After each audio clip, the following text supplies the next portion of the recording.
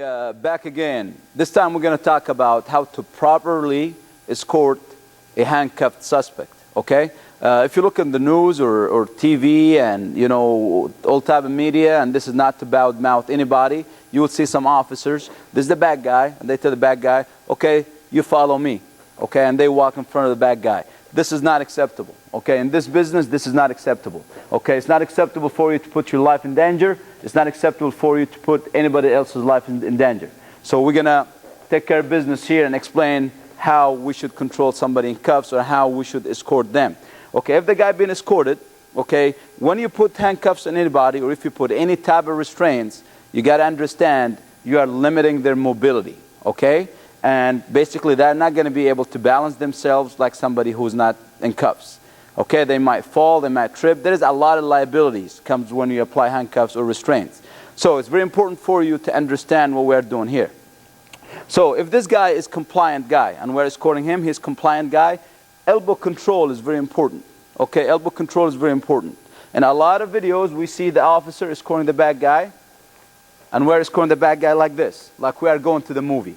Okay, then what do you think happens next? The bad guy turns and punches the officer. Oh, now we are fighting with this guy or I'm punching this guy. Okay, well, like we said earlier, we cannot make our business 100% safe, but we can limit the problems. We can limit the danger, okay? And part of it is good training, understanding what we're doing, understanding distance, understanding what guy in handcuffs can do to me, okay? So it's very important to control the elbow first, like here. Like you see, you got to control the elbow, and there is space between us. There is space between us. A lot of guys, they say, well, my firearm is close to the bad guy. That's fine. We can go to this side. Now your firearm is far away. Now what do you think is close to the bad guy? Oh, maybe your taser, right? Or maybe your backup gun. There's always going to be something close to the bad guy, okay? There's always going to be a weapon close to the bad guy, all right? So you just got to be aware and not paranoid and be prepared, okay? So I'm going to control the elbow, my other hand is up.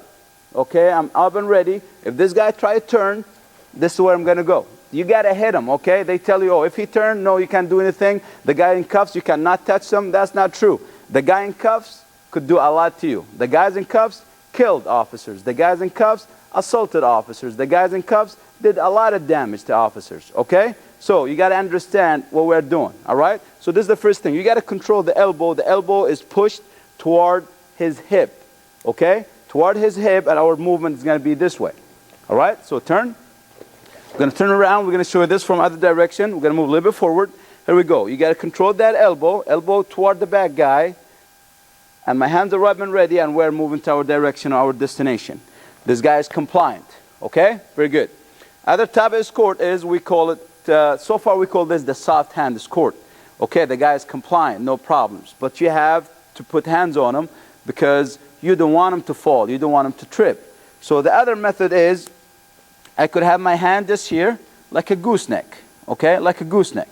And we could escort them this way as well. But you got to maintain your position, and you got to be able to transition if you need to use your tools later on.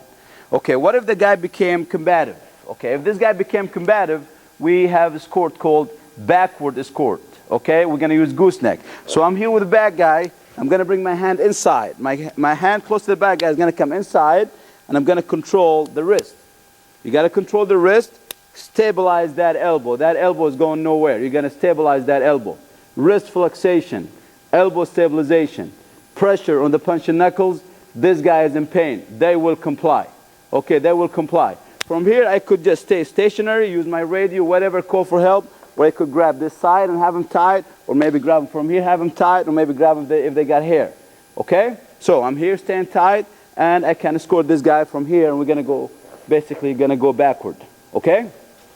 So this is the reverse escort or backward escort utilizing gooseneck control technique. All right. Now, what if this guy continued to become combative? Okay? Now, the second method is we need to walk him forward. To walk them forward, I'm going to show you again when we're going to walk them forward.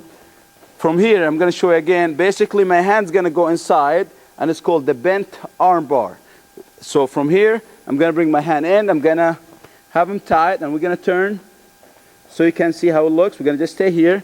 Okay, my hands, I'm not staying up to the shoulder blades, because when you stand the shoulder blades, they are stronger here, right? I want to control the elbow and more hand to that elbow, stabilize that elbow, stand tight on that elbow. My hand is here, or here, or here, and we could escort that guy, and this is forward escort.